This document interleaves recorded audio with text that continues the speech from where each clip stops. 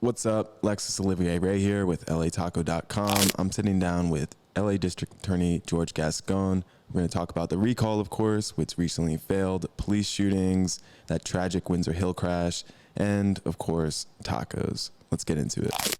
So the reason why we're here is because in early June, someone from your staff reached out to me, and they let me know that you wanted them to reach out to me for an interview. Right. Just wanted to start off by asking, why did you ask them to reach out? Yeah, I usually read a lot of the stuff that you write, but, a lot of the stuff, the content that you guys put on. And, I believe that, you guys reflect a substantial part of our community. And the way that you cover local news is refreshing to me. And I thought it was important for me to reach out to you guys.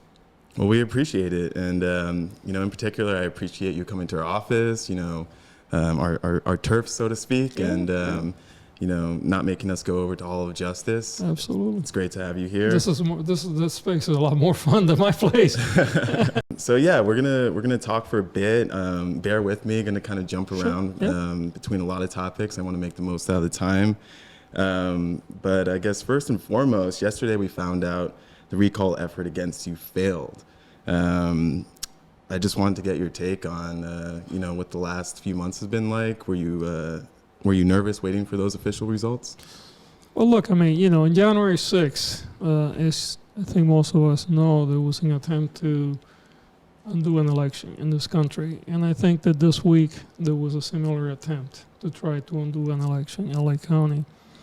I think that there is a segment of our population that increasingly does not believe in the democratic process or the elections, and they do everything that they can to undermine the will of the voters. I was elected by a sizable majority, and I was very clear in my platform. I think, in fact, some people have said, you're one of the few elected officials that actually says what you're going to do, and then you go out and do it, And from the very beginning, the same people that oppose my campaign immediately pivoted to a recall. They try, in fact, the day that I was sworn in, they were going to the register trying to do the first recall, and they were told they had to wait 90 days. And then they did so, and they failed that attempt, and they raised nearly $2 million. And then they came back again the second time, and they raised, to our knowledge, over $8 million at this point, and cost the taxpayers probably another $1 million counting all those votes, just simply because they can't accept the results of an election.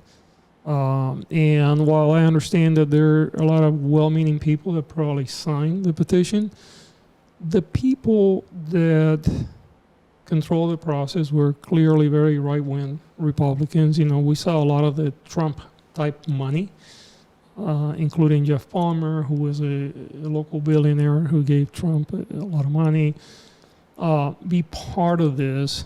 And, this is really about money and power at the end of the day, right? The criminal legal system has created an industry, whether it's the police, whether prosecutors, and the courts, and then obviously the prison system. And it's not only who builds the prisons, but is, the support, anywhere from food to medical services to the people that work in the prisons, whether it's private or public. And the billions of dollars of public money that have been invested in this machinery for decades has corrupted many components of our political system. And what I'm doing and other people around the country are trying to do is trying to undo some of the harm that was caused by this. And much like when you go after fossil fuels or you go after the tobacco industry, you have so much money and so much political influence that money can buy at the table that these industries fight back.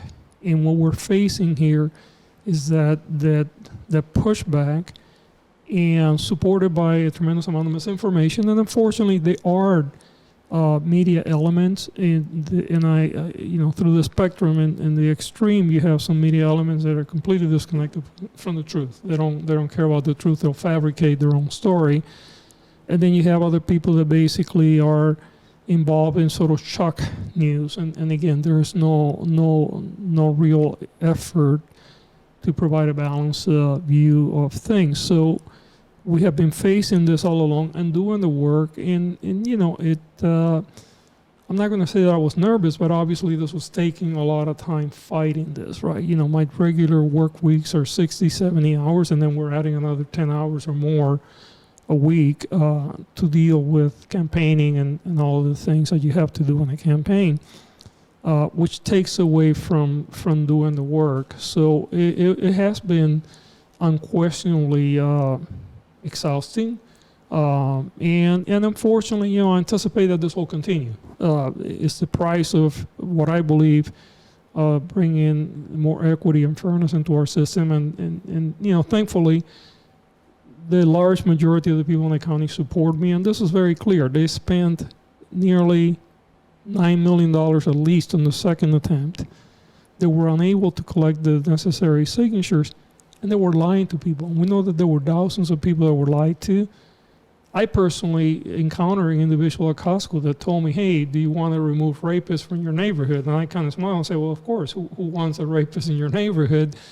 And then, I was shown the petition. I said, well, this is a petition to recall the district attorney. Obviously, the guy did not know who I was, so I said, do you know the district attorney? And he said, no. And then I asked him, where are you from? He was a young man of color. He says, oh, I'm from Florida. I said, well, what are you doing here? He says, well, we work in this company, and they take us, and, I make over $100,000 a year doing this, and I'm really good at it. And I said, okay. And I said, look, I appreciate the fact that you're trying to make an honest dollar here, but do you think you should know a little bit about what you're doing?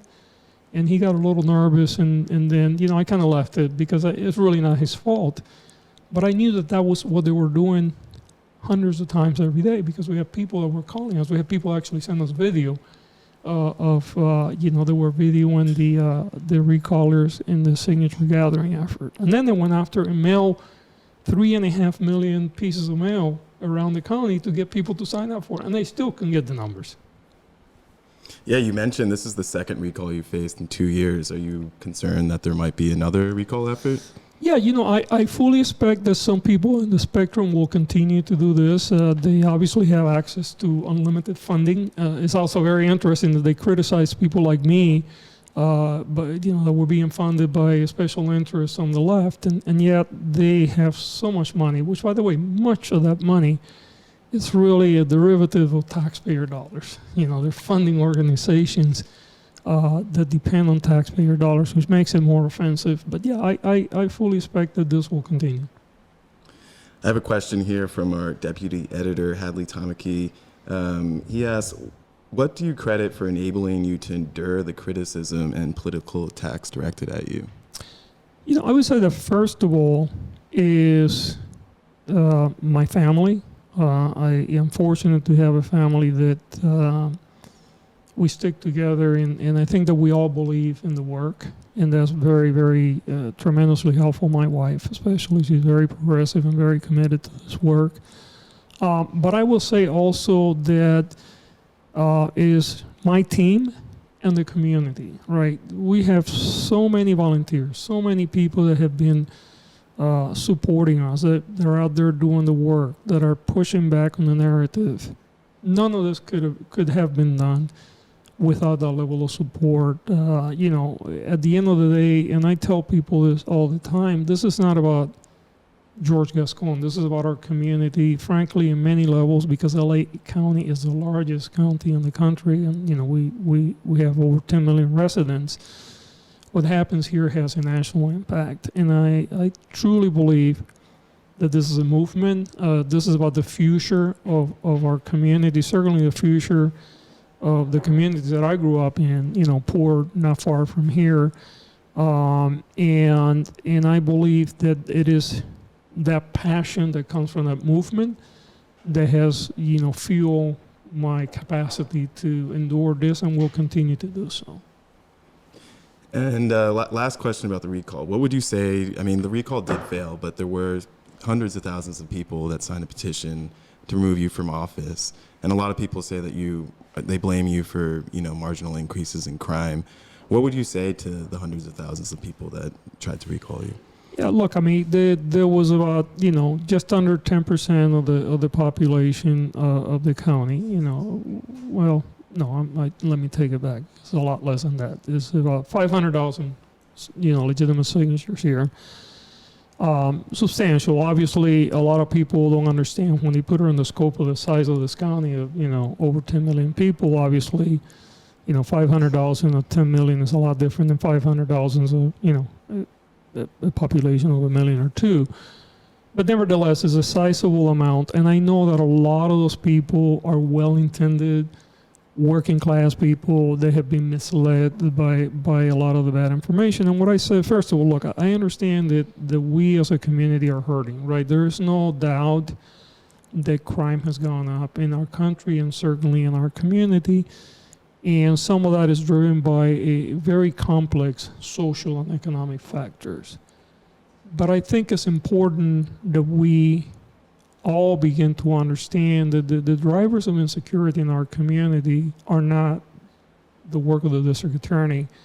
The drivers of insecurity in our community are really the economic inequalities, the social breakdown. And then we have 2 years of COVID that accentuated that and created even a further divide in our community. And until we address those inequalities, we're going to continue to have problems.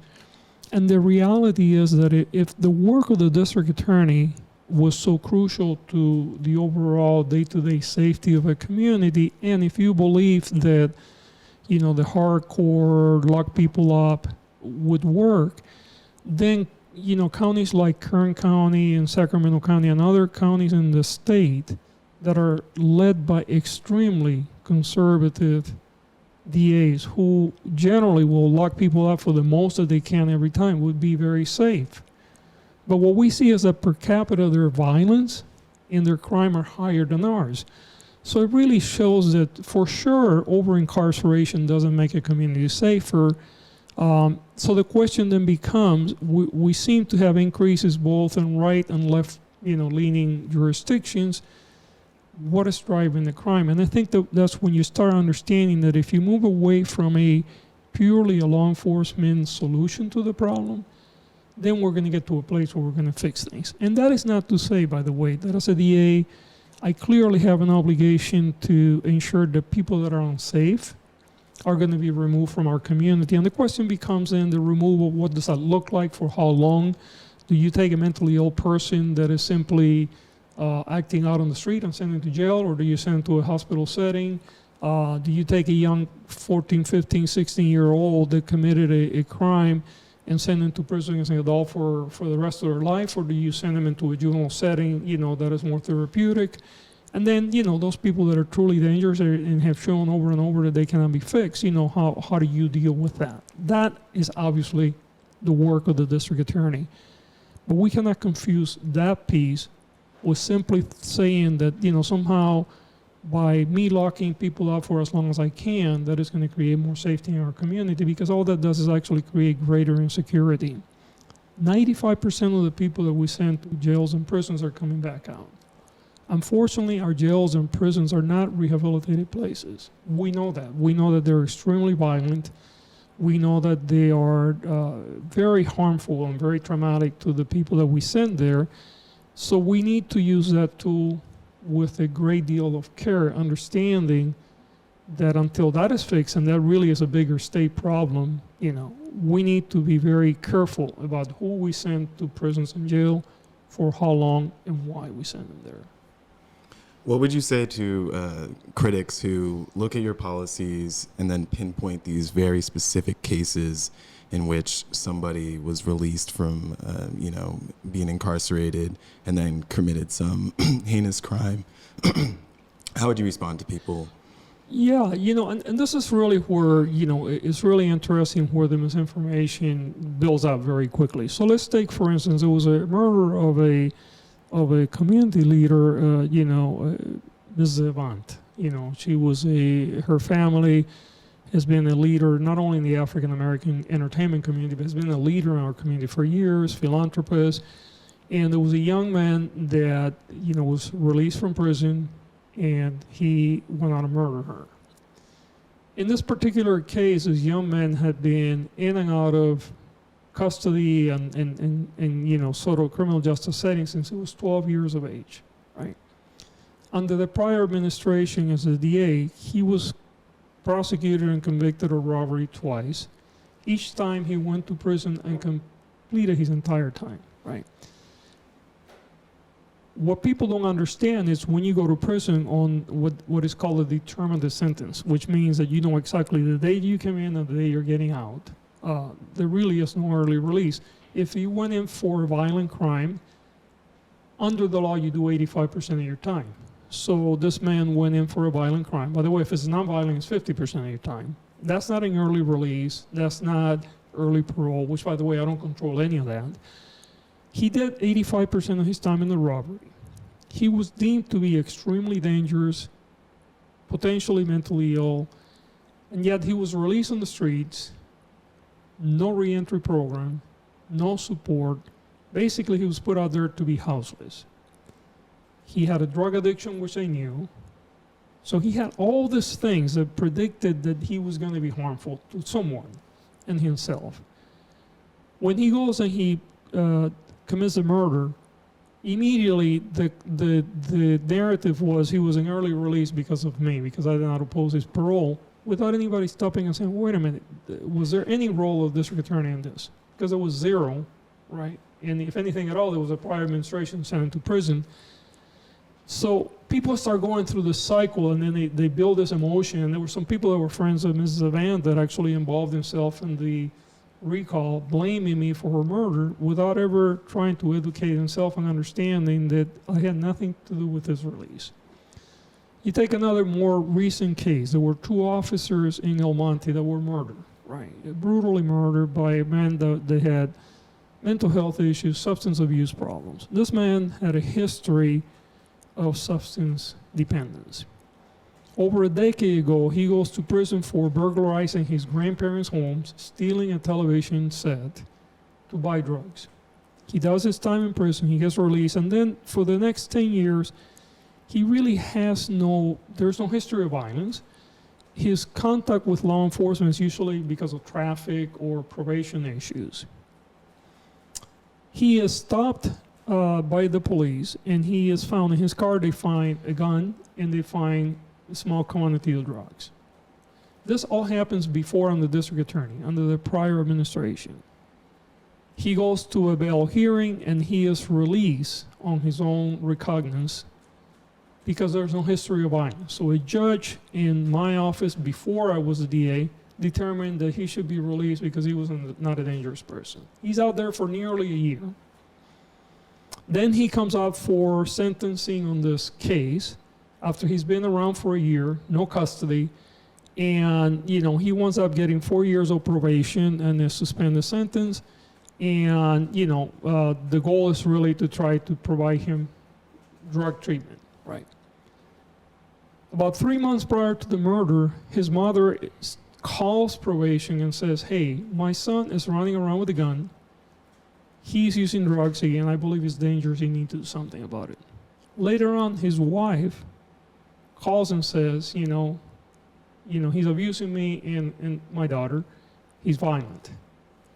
Probation doesn't do anything. They do not attempt to do their work the way they should. And then we have the tragedy. And then the LA Times goes into this article with a very damaging and really very biased headline, questioning, was I the cause of the murder of these officers?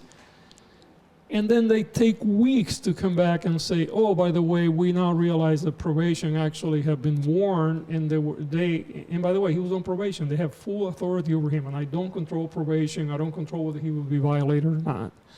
They didn't do their job. And, I don't know why they didn't, that somebody has to find that out from probation. But the point is that the narrative immediately pivoted to blaming me for something that I had no role in, right? So until we begin to take stock of, how we put out information, do we do our homework, do we try to educate our people, we unfortunately have a narrative that, by the way, is not unique to LA County. We have seen the same narrative in other communities where you have a progressive prosecutor, other progressive politicians. It's really become the blueprint, especially for the right wing and right wing media, to assault people that are trying to shift to more compassionate policies. Yeah, and I'll say from a journalism perspective, me and my editor, Javier, often go back and forth about question headlines, and I think in particular with crime stories, it can be tricky. I mean, I tell you, I'll give you a perfect example. There was a LA Times article today on the failure of the recall, and there was one in the Washington Post. Put one side by side, you can see how slanted the LA Times, the Washington Post was a very neutral story. The recall failed. And they put both sides of the LA Times headline and everything else was almost like, damn, the recall failed. Instead of just doing your job, be a reporter, don't take sides, just do your thing. If you want to be an opinion writer, then, go into the editorial side. All right, so in recent weeks, there's been a number of LAPD shootings.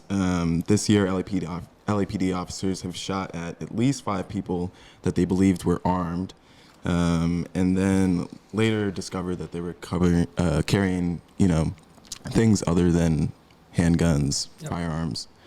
In 4 of those cases, the LAPD, tried to pursue weapons charges against these people. I wanted to, get your take on this trend, I guess, of filing weapons charges against people that were armed with lighters or car parts, pellet guns, things that are not firearms. Yeah. Look, I mean, this is an area, I think that, I campaign very aggressively on the issue of police accountability, and I think that I have the credentials and the currency in this area that many people lack. I mean, I was a police officer for many years. I was a chief of police in 2 places. In fact, I was an assistant chief in the LAPD. And, I can tell good policing from bad policing. And I think that one of the components about police use of force that makes it extremely complicated is that increasingly police officers are working in an environment that is very dangerous. There are a lot of guns in the street. Cops are finding guns, by the hundreds. We have seen a case, very recently we have seen now, on-duty police officers, 2 being killed in El Monte. 1 was shot, very seriously injured in Arcadia the other day.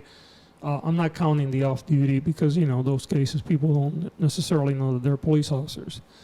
So contextually, police work right now, and police officers are working in an environment where unquestionably they're being fearful, and there's some reasons for that. I think that then you move that fear and, sometimes questionable training and other things, and you move into the arena where you have people that are mentally ill, that may not necessarily be armed with a weapon, but they may give the appearance that they are. And you have this cocktail for, this really bad outcomes where you have, officers are working on the edge, and you have somebody that, normally you and I are not going to take a lighter and point it at a cop, right? We know that is like, wanting to commit suicide, but, for someone that may be bipolar, mentally disturbed, or under the influence of drugs, people do things that are not what you would think normally people would do. So I think that we need to find a way, number one, when police officers are, and by the way, we have now filed on 25 officers from 17 different agencies in the last year and a half. We're prosecuting officers on officer-involved shootings where we believe that the law was broken. In fact, we have a preliminary hearing coming up on a Twyman case, which was a case that had been hanging around for a long time. We filed charges for shootings on Torres police officers.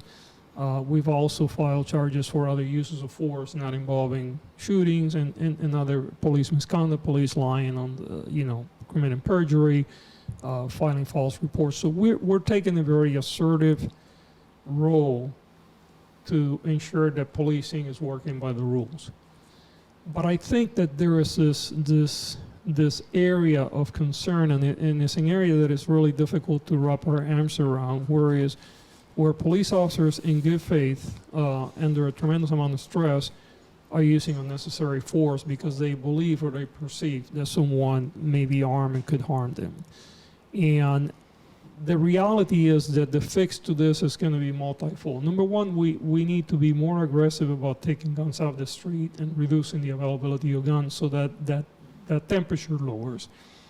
Number two, we have to really continue to assess the way that police officers are being hired, trained, and supervised in, the culture within policing, which I think is really critical to this.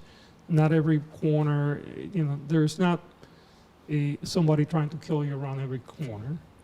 But I know that some police officers unfortunately feel that way because, what they're listening and hearing every day. And then, for us in the prosecuting world, when things fail and a police officer breaks the law, we have to make sure that they're being held accountable as we will hold anybody else accountable. And what I'm trying to do, obviously, my corner of this equation is the legal accountability part of it, and we're taking it very seriously,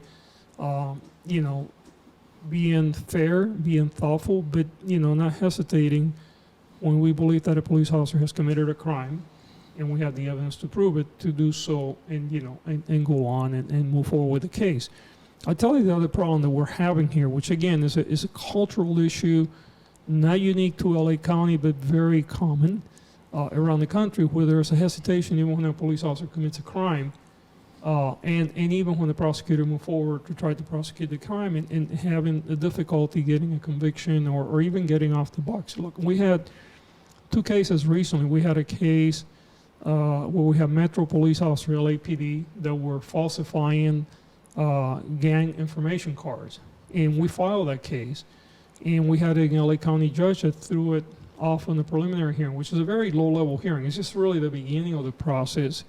It only requires a preponderance of the evidence standard. It's very low. It's really like more likely than not that this could have occurred. We had the FI cards, the field interview cards showing that the officer was classifying this person as a gang member. We had the evidence that they were not. And, the judge elected to say, well, it's not clear. The LAPD wasn't clear on what constituted a gang member. That's a bunch of BS, right? But we had a judge that did that. And then, just a few days ago, we had another case where we have, deputies that are literally chasing somebody in the park. They're driving on the grass, and they open the door of the vehicle, and we have all this in video, so there's no question, and they knock the person out, and they actually falsify the reports. We have the written documents that are describing an event differently than what we can see, and we even have the sheriff department presenting the case for prosecution to us, so it's not like we went out to look for the case. The sheriff came up and said, this looks criminal, here it is. And again, we had another judge, a very conservative judge, throughout the case out in the preliminary hearing, completely ignoring the evidence, which was way above a preponderance of the evidence. In fact, evidence that most juries would probably convict with. So the system is broken in many places, and unless we take a holistic approach, we got to get the bench to a place that they're willing to do their work when they have to do it. Obviously, police has to do their work, and then prosecutors have to do theirs. And we're not there yet, and all I control as well as other prosecutors to make sure that we do our piece and that we do it well, and that's what we're trying to do. So in other words, it's difficult to hold cops accountable in the court of law? It's extremely difficult throughout the entire system. Yeah, and just going back to some of these cases of, people that were accused of having firearms and, later the LAPD pursued weapons charges against them. In one instance last month, Jermaine Pettit was shot in Limerick Park while holding an auto part that police officers apparently mistook for a pistol. But, after that shooting, police officers described that auto part as a weapon. And it took a while for them to reveal that it was, in fact, an auto part, which a lot of community members take issue with because it seems misleading, to be honest. And so I wonder if you could reflect on that at all. Yeah, and this is a case that hasn't been presented to us yet. The LAPD is working through the investigation, but it really speaks a great deal to sort of what I was saying earlier about, this cocktail of bad things happening together. Cops that are working on the edge, people that are sometimes acting in ways that are not rational. And then, the perception of a police officer, there's a weapon or not, and then, the tragedy occurs. And sometimes, and because I don't know enough about this case other than what you and I know, we just know what has been put out in the news, it's unclear to me, sort of how the police department started in their public description of the case and then how they shifted. And I recognize that sometimes in the early stages, things are extremely confusing. There's a lot of conflicting information. But again, some of this speaks to the need sometimes for all of us to slow down, including when the police is going to be putting out information, to make sure that it's accurate in the first place. And that's hard sometimes because there's a lot of pressure, obviously, by the media and others to get something out there. So, the case is still, clearly very early stages of the investigation. It hasn't even come to us, and we probably won't see, frankly, the investigation for nearly a year. It takes that long of a period of time for us to be there. Having said that, we do send investigators to the scene. We're there when the police is conducting their investigation. We get to hear some of the interviews. So we certainly begin to form an opinion of the case, but we want to make sure that we have it all. What concerns me more, to be honest with you, sometimes that we turn around in my office and we'll file the case against the person that had that had something that looked like a weapon, but it wasn't a weapon, or if it was a weapon, it was something less than a firearm. And sometimes I think that there's a disconnect because of different sections of my office. And you may have cases that, technically, look, I mean, if I have a metal rod, and I'm holding it, you do it in a threatening manner, that is against the law. And depending on the conditions, you should be prosecuted for.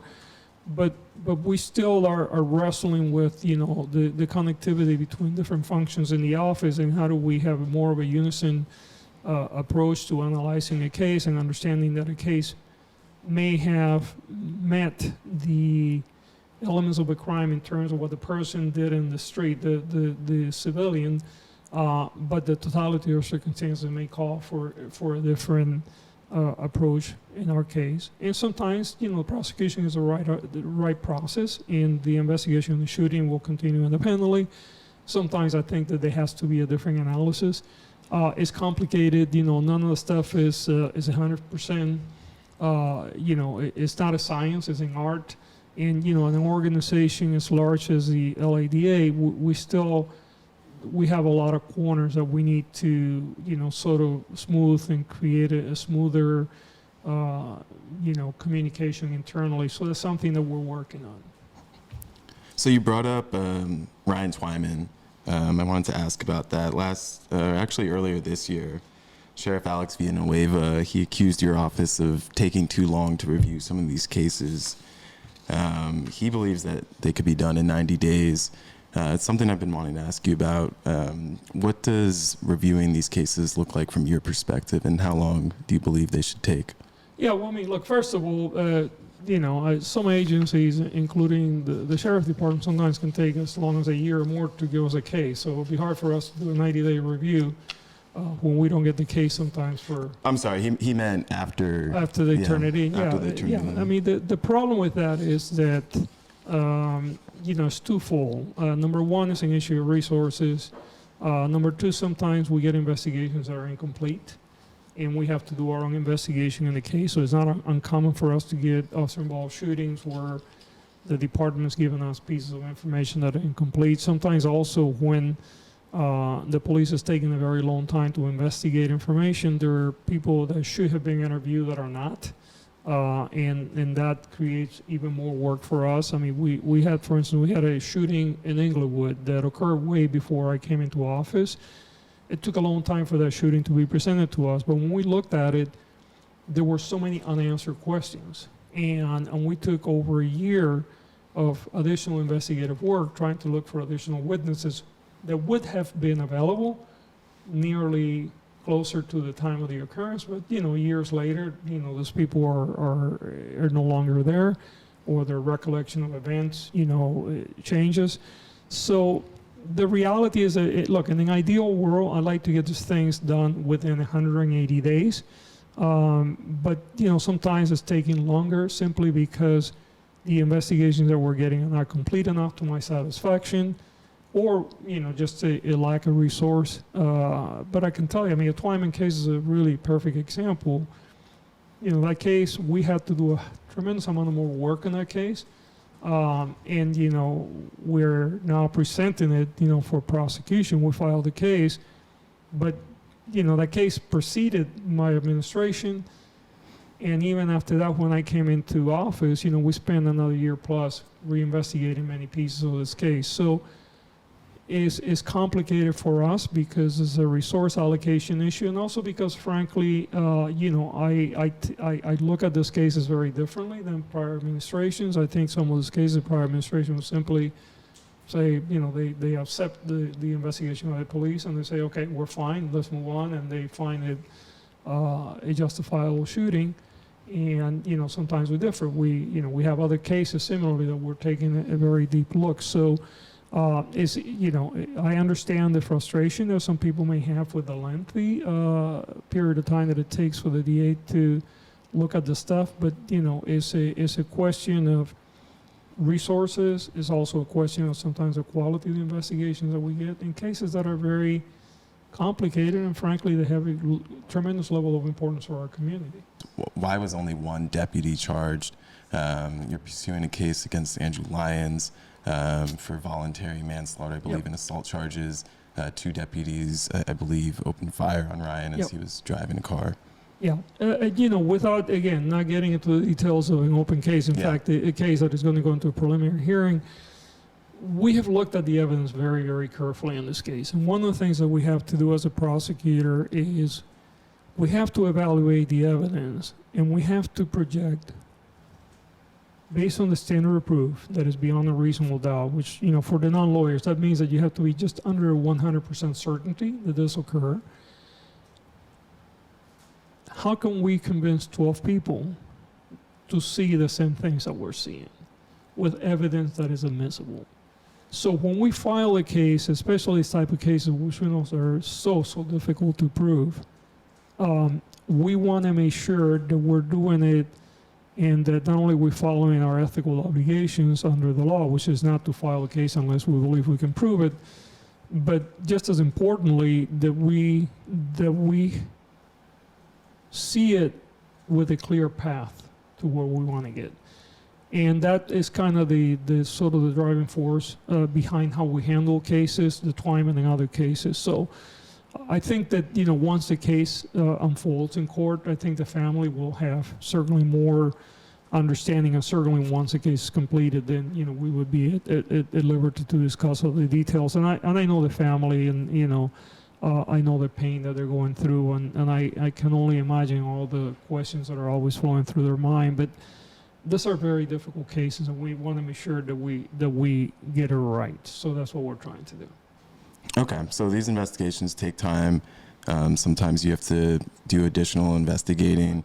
One thing I've heard from families, though, is that through that process, they feel like they've been left in the dark, and that there isn't enough communication between your office and families that have been, lost people to police shootings. Yeah, and they're absolutely right. This is an area that we're continuously trying to improve.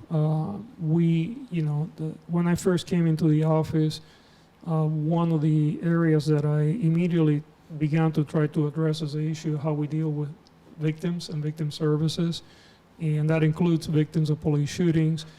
And as a result of that, we put together a community advisory board of victims of violent crime that included members of our community that were lost loved ones to police violence. And the group has put together a series of recommendations, including the hiring of a psychologist or social worker professional to run that unit as opposed to a lawyer, which is what we had before. We had to go through a very lengthy process, almost over a year, to get the approval from the county to shift from a lawyer to a psychologist or a sociologist, then do a nationwide recruitment. And we hired someone now, I think it's about 6 months ago, which the advisory board, by the way, was help with the part of the selection process. That person is now on board. We are now assigning victim services representative to the unit that does these investigations. And the goal for us is to not only communicate with the family immediately, but to communicate continuously without jeopardizing the investigation. So one of the things, for instance, that we do now, when I first came into office, is that, we would send a letter, usually very late, to the family saying, we're investigating this, or we have, already made a decision. We don't do that anymore. As soon as we become aware that the shooting occurs, and by the way, we have to wait until the coroner gives us the family's address and information. That's another gap that we're trying to fix. The coroner may take weeks, even months, to give us that information, right? Because even though we go to the scene to investigate, we don't have access to the family information generally, unless they contact us. So when the coroner gives us that information, we then write a letter that I sign to the next of kin, saying, first of all, offering our condolences and explaining the process and who they can contact if they have questions. So we started doing that about maybe 9 months ago or a year ago. So the families are absolutely right. We are getting better, but we still have a long way to go. Sure. By the way, another thing that we tried to do, and we have been unsuccessful so far, is we have tried, the state compensation board, which is the board that if you have the financial need will pay for funeral services and, medical services and all that for families of someone that is a victim of crime, does not compensate for cases involving someone that gets killed by the police. If there is any, even if the person was wrongfully killed, but, they have been involving other criminal activity, we have tried to actually create legislation that would actually basically make it non-judgmental, rather than saying, the person was the victim of police criminal behavior or not. The person simply died as a member of our community, and they deserve to be buried with dignity, and the family deserves to have somebody deal with their trauma. Because the reality is, if you have a brother or sister that was committing a crime and they get killed by police, even though the police may have acted lawfully, that's not going to take away your trauma, right? And we know that people that are traumatized not only hurt themselves, but they hurt others in the future. So we have a vested interest in taking care of our community.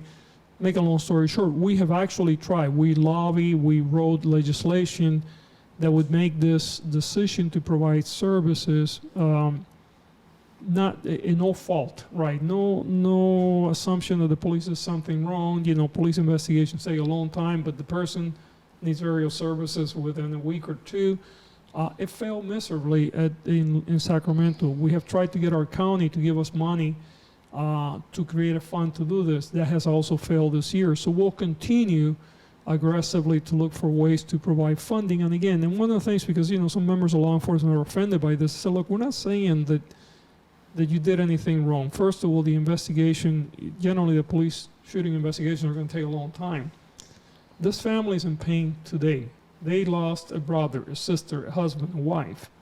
That person should have a dignified burial. The kids or those that are involved there may be traumatized by that death. They need some interference. And regardless of who is at fault in this event, we as a society, benefit from taking care of those needs. B, we as a society have to be bigger than that. We have to be more humane in the way that we treat one another, even when a family member may have done something wrong. So another notable deputy shooting I wanted to ask you about, Andreas Guadardo. He was killed over 2 years at this point. Haven't heard many updates about the case in a long time. I was hoping that, you could maybe give us an update on the status of that case. The case is still under investigation. And again, this is a perfect example of incompleted investigations that we get. And we're trying to sort of put together things to try to better understand what happened. in ways that sometimes are extremely difficult because some of the evidence is no longer available. So it's a case that is still under investigation. And, I hope that we will finish in, certainly before the end of the year. But it's obviously a case that, as you all know, has caused a tremendous amount of community concern. I have talked to the family. I know the pain, and I know a lot of the narrative, both from the law enforcement side and the community side, and obviously they're very different narratives. And our goal is really to get to the truth. I feel like because you made police accountability such like an important part of your campaign, a lot of people, they want access to you, and maybe not your office necessarily, right, because they, you made these promises to them. I know you're a busy man, but would you be willing to meet with families more often? Do you have the capacity to do that? Yeah, we have had some meetings. The thing that there are two components here, right? Number one, some of the meetings that we had, though, when COVID was raging, we were doing meetings in Zoom. The other part, and it's something that, a lot of people understand, and others, I get it, they don't. I cannot discuss specific facts about a case with any one family. We don't do it in any case, and certainly we should not do it in this type of cases for obvious reasons. It gives the appearance of a conflict, and it compromises the work. But, sometimes time, also gets in the way and all that stuff. So I will, and I have, met with community groups as a whole. But when people want to have conversations around a specific case or the evidence of the case, obviously we're unable to do so for the reasons that I mentioned before. We have done some, probably not enough, and it's something that we got to continue to work on. Okay, so moving on. I want to talk about the Windsor Hill collision that happened a couple weeks ago at this point, I think. When you announced charges against Nicole Linton, the driver who killed 6 people in Windsor Hills, you said that your office was still trying to determine if she had taken any prescribed medication before the crash. Have investigators made any progress on that? They're working on it. Sometimes getting this information takes weeks, if not months. We certainly, well, I want to be careful because it's a pending litigation. We're working on it. We have it. All the confidence in the California Highway Patrol is doing this investigation, and the team that they have on it is really top notch. They're really the best that they have in collision investigations. They did a tremendous amount of work even before the case was presented to us. But the investigation in this case will continue. The family has hired, very expensive, very, very well professional lawyers that are going to put a very aggressive defense. And we want to make sure that the people are represented accordingly. This is this case is heartbreaking on many levels, right? I mean, as I mentioned, a blink of an eye, a family was lost. That shouldn't be, right? And the community is still in pain. And there were 6 people, including an unborn child that died as a result of this horrific accident. And I think that this really speaks on 2 levels. Number one is obviously this incident should never have occurred, right? Driving at nearly 90, 100 miles an hour through an intersection obviously is unacceptable. And I think most of us have seen the horrific video from that. And I think that we have to deal with the accountability as to this particular incident. But I think we have a larger component here, and I have been talking about this, and it isn't until we have a catastrophe that then people start thinking about it. We have to address the issues of reckless driving, speeding, driving under the influence in our nation and certainly in our county. I think that we really have to be aggressive about how we design roads, how vehicles are designed. During the pandemic, not only do we see an increase in violence in general, murders and other things, but we also actually have seen an increase in fatal collisions. and the aggressiveness that so many people are displaying on the road, which I personally believe is directly attached to, sort of the emotional displacement that we're all suffering from the dealing with COVID, and, people were locked up for weeks and the lack of human contact, and then, people often losing their employment, losing housing. I think there are just too many components that are impacting. They're traumatizing our community in many levels, and I think that one of the things that we're seeing is a reflection in the behavior of drivers in our streets, and then because our streets have been designed to move traffic quickly with very little concern about the safety of others. We, for generations, the thing was how much can we move, how quickly, right? And if you take, for instance, I'm sure you know that intersection, but La Brea and Slauson there, I mean, people come down the hill. It's a racetrack, right? And it was designed to move car quickly, not intended to be 90 or 100 miles an hour, but certainly capable of doing that. And we have seen accidents in that area occur before, and puts tremendous amount of risk in the Windsor Hills community and those all surrounding communities there. So we're going to do our part here, but another component to this is that I'm very focused, much like we have been focusing on ghost guns. I'm very focusing also looking at industry solutions around speed, and then what we need to do in terms of just modifying how the roads accommodate cars in our community. Well, it's interesting because Los Angeles is kind of known for being this extremely dangerous city when it comes to for pedestrians and innocent people. And cyclists too. Cyclists, yeah. Yeah. And it's also known as being kind of a lenient county city when it comes to prosecuting drivers for these alleged crimes. I'm not sure what the current numbers are, but I know like under the previous administration, there was only like a very, very small number of people that were prosecuted for felony reckless driving. Yeah. And I'll give you one example, and this was before your time. But I wrote a story about an unhoused man. I watched a driver of a BMW run over his leg, fracturing it, and then flee the scene. So I became a witness to a hit and run, and nothing ended up happening to the driver. And one of the reasons why was because the prosecutor said they couldn't find this unhoused man and interview him.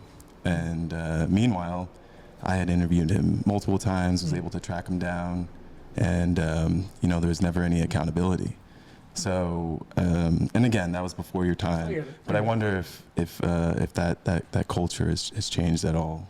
Look, I obviously, without speaking to cases that were, not cases that I'm familiar with, but the point that you make, I don't think the culture has necessarily shifted greatly. I think that we have, as a society, and certainly the prosecutor's office included, we have a very pro-car culture, right?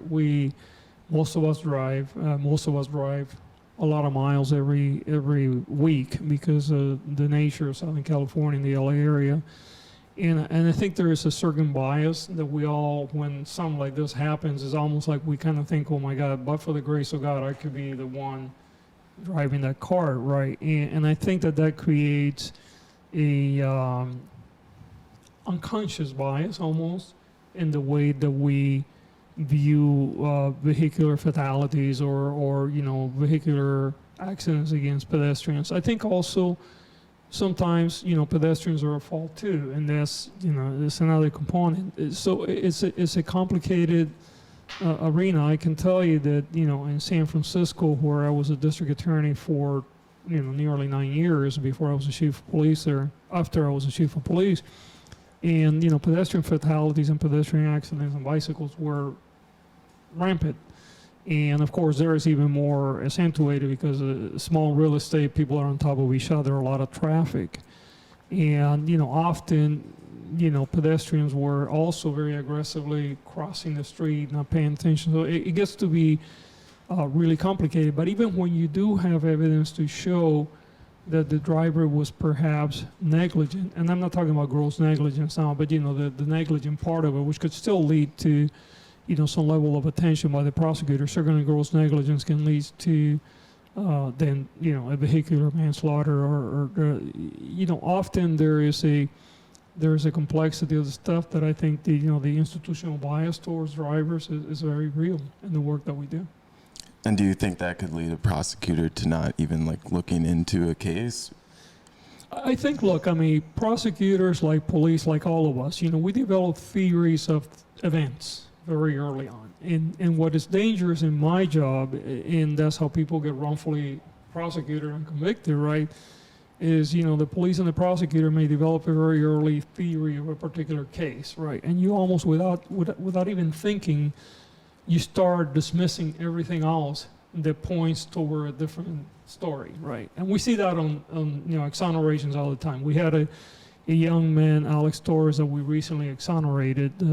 My office worked really hard with the Innocence Project in San Diego to exonerate him. He was in prison for 20 years. Right here in Lake County, it was a murder that occurred in Norwalk. It gets complicated because he was also prosecuted as an adult, even though he was a juvenile, but there was plenty of alibi information that pointed out that he was not there at the time of the murder. Yet, he was a young man who had, was involved in some groups that could be categorized as gangs. He had a little bit of spotty history as a minor, and the police completely put blinders about all this other information, including the fact that he was having dinner with his mother when the murder occurred. And they immediately assumed, well, the mother must be lying for him, right? The family must be lying for him. And then the prosecutor, again, accepted that theory, and this led to an innocent man spending nearly 20 years in prison. And I say that to say that, we have to continuously work on how we evaluate and investigate cases, and you cannot just take the first theory of a case, what is apparent to you and what your implicit bias may point you to, and that is, to me, that is a critical component of reforming the prosecutorial world, and it's something that I'm trying really hard. And the problem with us is, you're trying to fix a car while the car is going 100 miles an hour, no pun intended, down the highway, and you're trying to put new tires on. It's a very difficult process. Do you ever wonder if being a prosecutor is the best way to change this larger system? Do you ever have those moments where you're like, maybe this isn't the way?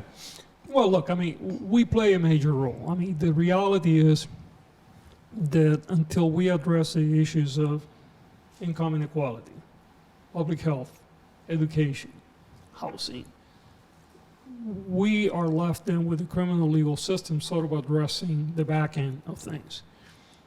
In this imperfect world where our educational system is so broken, public health is so broken, housing, income inequality, having someone in sort of that last point in the journey to make sure that the system is acting fairly, that it's not being plagued by systemic racism within the system. I know there's a whole bunch of systemic racism in the journey, but at least when you get to your place, I think that the prosecutors play a tremendous role.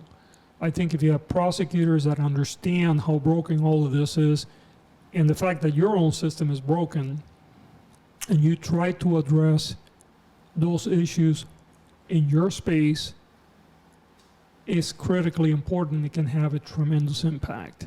Is it going to fix the rest of the social and economic problems? Obviously not. People often come to me, for instance, say, and from both sides, by the way, I get it from the right and the left. We got to deal with homelessness, lock these people up, and the other end, you don't play a role here. You just got to divert everybody, and we're in the middle. Okay, I love to divert people. I don't have a place to divert them. On the other hand, you want me to fix, houselessness through prosecution. I can't do that, right? So are we the answer to the big social and economic problem? Clearly not.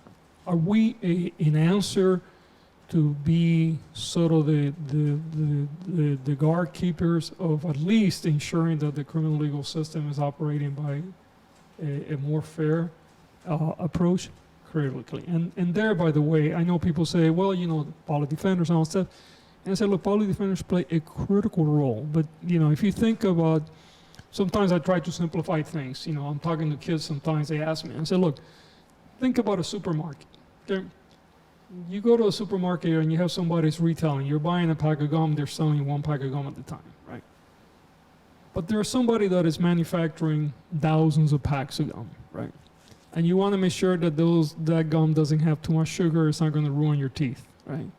The guy selling it here, yeah, they could say, well, I'm only going to sell sugarless gum. But you know, the reality is they may or may not. They don't have any control on what the guy that is making it puts through. When you're looking at the criminal legal system and the criminal side, you know, the public defender gets to do a tremendous work, if they do it right, to defend one individual at a time. But the prosecutor is the one that actually controls that pipeline, right? And if we slow the pipeline, or if what we put in the pipeline is more fair and equitable, then the public defender can do their job much better. So in the currently broken world that we live in, okay? Because it's broken, right? You know, we know that a poor kid doesn't have the same opportunities at school and, you know, all these other things. And consequently, they live in communities that are over-policed, you know, trauma, all that stuff. In this currently broken world, the prosecutors can play and do play a critical role one way or the other. Over-incarceration has been the result of prosecutors pushing for over-incarceration, right? Decarceration, a prosecutor plays a role there. Thank you. So I just have two more quick questions. Hope we have time for it. Another one from Hadley, our deputy editor. He asked, what is the biggest public misconception about you? I think that the biggest misconception is that people think that I don't care about the safety of our community. I think that there has been a narrative that has been put out there by some people that have, you know, their own political and financial desires. They have sort of, you know, put this narrative that I don't care about the safety of our community, and that is probably so far from the truth. I have evolved in how I think about the safety of our community. I tell people, you know, I grew up in the LAPD, right?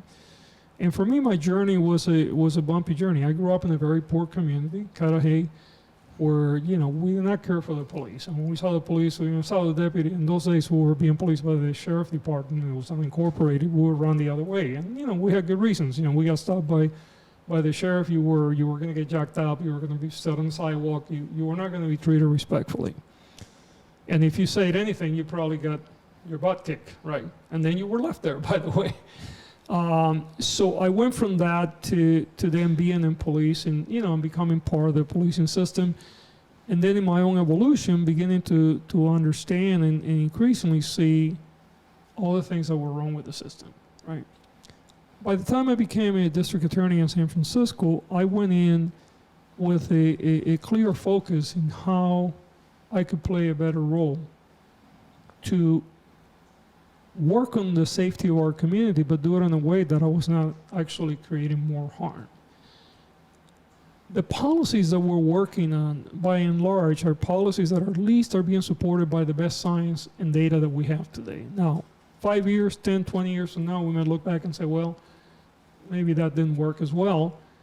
No different than being a medical doctor, right? How we treat cancer today is going to be probably different than how we would treat it 20 years from now, and certainly different than we treated 20 years ago. But what I tell people is, if you have cancer and you go to an oncologist and he or she tells you that they're still treating cancer the same way they did 20 years ago, you probably run away from that person, right? You want somebody that's read the latest that there is out there. What I'm trying to do in our system is say, look, in this imperfect world, which, by the way, it's not a science, it's more of an art than a science. I'm trying to use the latest knowledge that we have to apply it in order to make us safer in a way that doesn't cause harm. Over-incarcerating communities, putting young kids in adult prison, putting people that are mentally ill in jails, treating the unhoused as if it was a criminal event. None of that makes us safer. In fact, there's tremendous amount of information and research today that says that actually it is that over-incarceration, that over-policing that has actually created so many of the unsafe conditions that we live in today. So the reason why I say, for instance, I'm trying to reduce incarceration, that doesn't mean that you're not going to go to jail or prison if you harm someone. It's how we do it. It's not to create less safety, is to the contrary. Is I understand that people who go to prison come out often in the worst place than the worst. So if I can avoid or if I can reform that, or if I can work with the legislators to create a different correctional system. You know, we spend $16 billion a year in incarcerating people, and we spend 4% in rehabilitation and reentry, right? You go to Germany, you go to Sweden, you have systems that are 40, 50% into reentry and rehabilitation. Their recidivism rate is about 10%. Ours is about 50 to 70%. It's clear why, right? So it's not that I don't care about safety, it's that I am convinced that some of the things that I did as a police officer cause more harm. And I want to make sure that the next generation has healthier, safer communities where we don't have to incarcerate so many people, where the fact that you're black or brown or poor is not immediately almost a guarantee that you're going to end up being incarcerated. All right. I mean, we are a taco website. So, Yeah. so one question that we love to ask our guest is, what is your favorite taco? Yeah, you know, al pastor, hands down. And I can sit down and put down 15, 20 tacos al pastor in one sitting and walk all around. Well, I mean, the small ones, right? You know, I love tacos al pastor. And I have to tell you that if you guys know of a place in LA that makes good tacos al pastor, and I mean the original stuff. I'm not talking about, you know, you go to some places, hey, we have tacos al pastor, they throw them on the grill or something. No. If you know a place that does it well, let me know, because I'm still struggling. My family jokes, we have family in Mexico City. When we go to Mexico City, there's a place called La Casa, you know, del Pastor, and that's their specialty. And, you know, I usually, as soon as we get off the airport, I find within the first day I got to pass by La Casa del Pastor and sit down and just pig out. Well, yeah, I'm sure we have some recommendations for you. I'd love to hear. I'd love to hear. Is there, as far as like a certain taco place, do you have a favorite? You know, actually, I tell you, I find some of the better tacos in LA on the trucks. There's some trucks that really do some incredible work. For sure, Yeah. for sure. All right. Lastly, I just wanted to, you know, open things up to you, and if there's anything else that you want to mention. Yeah, you know, look, I mean, we have just gone through a grueling recall effort that, you know, again, it shows that the majority of the community supports the work what we're doing. You know, the money that they spent to get the signatures, it goes beyond pale. Most people don't understand how much money that we're paying for signatures, and it's still and they lied to people, and still we're unable to collect the signatures. They sent stuff to 3.5 million households. They still could not get the signatures. But what I'd like to do is, I really want us to kind of move beyond this. I think it's important, you know, obviously the majority of the people in this community support me, but for those that don't, or those that have, you know, lingering questions, we really need to roll up our sleeves. There's too much work to be done in our community. I'm not going anywhere. And, you know, the mission that I was elected on and that I got so much support is one of creating a better LA. And I hope that people, you know, whether they like me personally or not, they understand that you know, that the path moving forward should be one of us working together. And I tell people I am the DA for everybody, even if you're not supporting me, and I will be for you regardless of whether you support me or not. And I'm looking forward to just getting to the work. Great. Well, thanks so much. My pleasure. Thank you.